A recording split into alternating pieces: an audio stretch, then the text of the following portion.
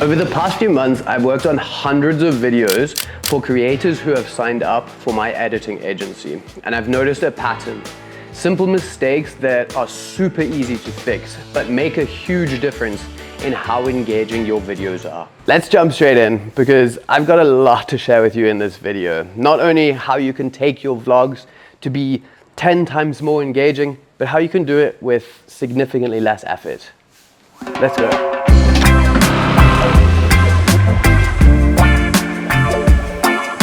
So as you can probably tell, I'm not in Cape Town anymore. I actually just got to Bali. Super exciting, kind of spontaneous, unplanned trip, but I got some fun things going on here. With that being said, let's get into the actual tips. So tip one is going to be one of the most common things that I see, and that is that filming more doesn't equal better. I think a lot of people, when they're starting out, they figure if they just capture as much as they possibly can, they film everything in almost a real-time, raw kind of style, capturing more and more and more, that their video is going to end up being better because they're capturing everything. And that's not actually always the case. And sometimes it can actually be damaging to your content to just film too much of everything. And here's why. The problem when you film everything is it kind of captures everything, but it also dilutes everything. And you end up with this massive disorganized mess of just all of these different clips that aren't really cohesive with each other. And then in your mind, you think that you're going to be able to pull out the best bits. And you kind of can do that, but it's also really tricky because it's all spread out so thin that there's no real hard hitting punchy parts, more just like the whole thing kind of separated and diluted. Let's take, for example, if you were making a travel video going to a new city. The one approach, which is the one that I see so many beginners doing, is going to explore their city and kind of just filming everything that they're doing in their day that they're there, and then kind of trying to piece something together afterwards. Here's something that I would rather do. For example, I would say first impressions of X city. Then everything I film for that day can revolve around that. It will give me something to talk about. It will give me something to guide me on what I should be capturing, what I should be showing. And then I'll break it up into concise little sections. Instead of filming everything that I possibly can, I can just think out a few different value points. Maybe I need to show these certain areas, I need to show these things, and everything that I do organically and unplanned in my vlog can be geared towards that overall theme of getting my first impressions of this city for the day. Boom. This makes your vlogs way easier to follow and more interesting for the viewer. Simplicity is key here. To further emphasize this and to be able to pull it off in an even more seamless way, there's a certain storytelling technique that I like to use. And before you go storytelling, it's always so hard, it always doesn't translate, it doesn't make sense in my videos, even if I understand the concepts. Let me share the absolute easiest storytelling method that you can use in every single one of your videos that's hugely effective, and it's called circular storytelling. So check it out. This is the easiest way you can introduce a story into literally any type of video. It's called circular storytelling because that's exactly what it is. We're going to start at one point in our circle, being the beginning, and open our video with some sort of open feedback loop for the viewer. So taking our first impressions of traveling in a new city video, for example, we could open it with something that would maybe be similar to the title, like, I've always heard great things about this city, but is it true? Now we've opened a question hook for the viewers, and then our whole video, we can pretty much just film whatever we like, doing our thing, going about our random day. It doesn't even really matter. But by the end of the video, we kind of arrive back at the beginning at that open feedback loop hook that we proposed with either a new perspective or an answer to that question that we introduced right in the beginning. So if our example was, I've always heard amazing things about this city, but are they true? Then the whole rest of our video is just us showing our experience in that city for the day. And then at the end we go, is it true?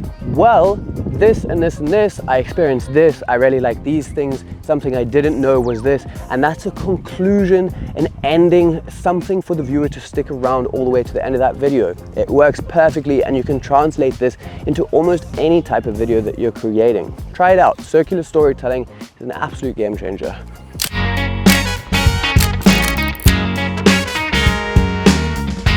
Something that I see so many people doing is kind of trying to be something that they're not. Now, authenticity shines through above everything. And so many beginners think that they need to pretend to be something that they aren't so that they have some sort of authority to be able to teach people the things that they are trying to show in their videos. You don't need to be an expert to be valuable.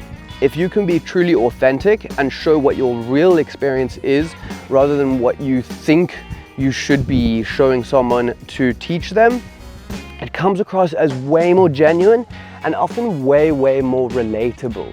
So instead of pretending like you are an expert in something when you maybe aren't, rather show what you are actually learning through not knowing. It can be so much more relatable. If you're trying to figure out how to make videos, you don't have to be a massive successful filmmaker. You can just show people your real journey of the things you're learning along the way, and they can learn from that just as much, if not more. You don't have to pretend to be what you think you need to be for other people to find real value out of sharing your actual journey and story as you get to the place that you would ideally be one day. Okay, I'm back home and I want to talk to you about tip 4, and that's going to be using ambient sound. You see, I think a lot of people know with sound effects that you should have some of those like key moments, whether it's impacts or just the things that are happening in your environment, but there's something really special that happens when you use ambient sounds for kind of background noises when you're sitting in an environment. So one of the simplest things that I try to incorporate into all of my videos that makes the biggest difference is this.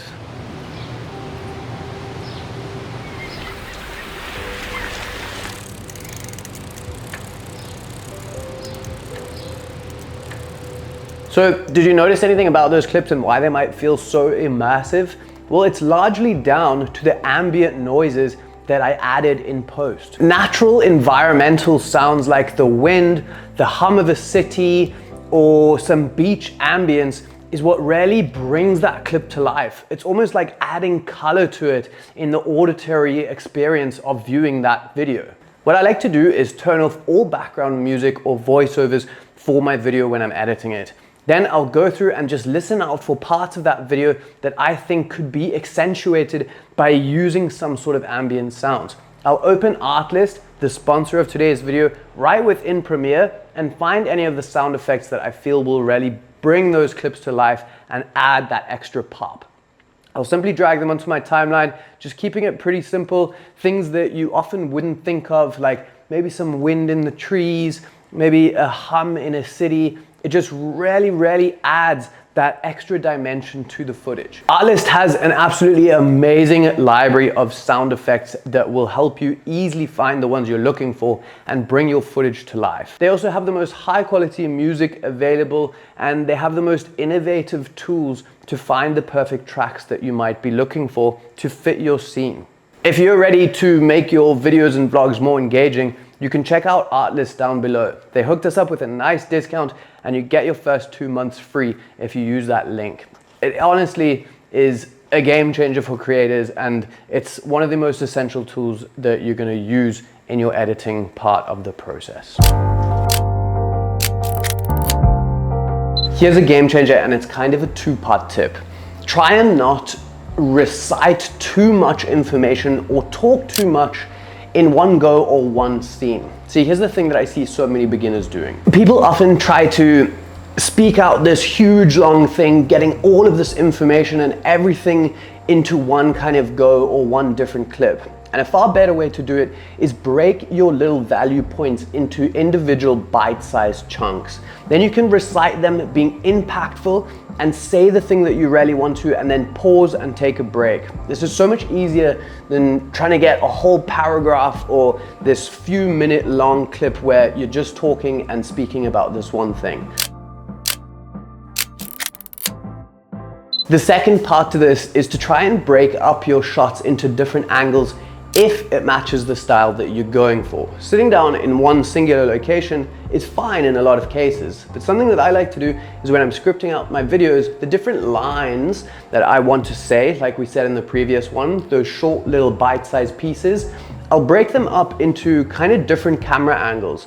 This means I can say one thing to a certain angle, having that little piece of information that I want to deliver as impactful as I can, and then I'll pause and I'll change angle, kind of like what I did for this one, and I'll say what my next thing is. You can even do it with things like locations, how I did in this one, where we started here and then we went outside and now we're back here. This is just how I like doing it, and videos that are in one lock-off location, nothing wrong with it, especially if you're giving a more value-based tutorial style thing that is maybe more formal. That completely works as well. Our seventh and final tip is going to be another one about editing, and that's to not overdo the edit. Now, you see, people often think that the more you put into the edit, the more impactful and better the video is actually going to end up being, but it's not always true. Sometimes simple and clean can be more impactful than this crazy edits with all of these extra flashy things. A clip that is of a person talking in one scenario with no background music and speaking clear about a certain value-based topic can be far more engaging than these fast-paced, highly over-edited things with all of these different cuts and flashy transitions. So keep that in mind. And I'm not saying your videos shouldn't be edited to a highly professional, well-polished level. It's just about editing it tastefully and not masking a bad edit with too many cuts, too many transitions, too many things going on for the sole purpose of just grabbing the attention of that viewer. A highly engaging, well-edited video is clean but polished. Editing should support your story, not overwhelm it. Quick side note, if you want to get your videos edited by our editing agency, there are still limited seats available, and it means once you film these videos in the correct way, you can send it over to us and not waste any time editing. We'll just pull that video together for you and make it as professional and cleanly edited as possible so that you can get the most out of the videos that you're filming. So those are the 7 tips to help level up your vlogs. Remember, it's simplicity, authenticity, and variety. That's gonna take you 90% of the way there if you can just focus on that. Other than that, I hope you found this useful, and I'm excited to be creating more content out here in Bali again. I'll see you in the next one. Thanks for watching.